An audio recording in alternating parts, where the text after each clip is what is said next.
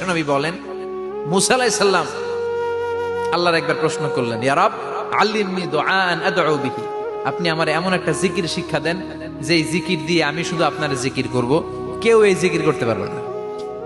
এই জিকির জানবো শুধু আমি, আর জানবেন কথা কোন? প্রশ্ন করছে কে?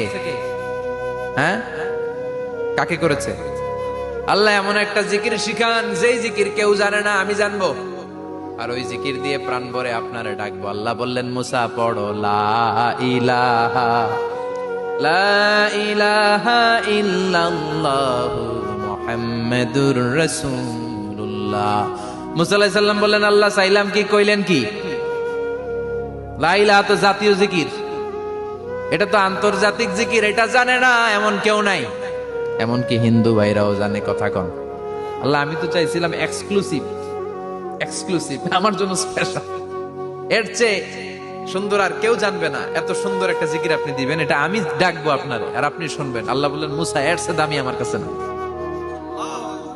লাউ তাদউ লা ইলাহা ইল্লাল্লাহ ফি কাফা, লা ইলাহা রে যদি মুসা এক পাল্লায় রেখে দাও, ওয়াসসামাওয়াতু সাবউ ওয়াল আরদিন, সাত আকাশ সাত জমিন যদি আরেক পাল্লায় রেখে দাও, লা ইলাহা এক পাল্লায়, সাত আকাশ সাত জমিন আরেক পাল্লায় ওজন যদি দাও, লা রাজাহাত কাফাতু লা ইলাহা ইল্লাল্লাহ, মুসা দেখবা মুহূর্তের মধ্যে লা ইলাহা ইল্লাল্লাহ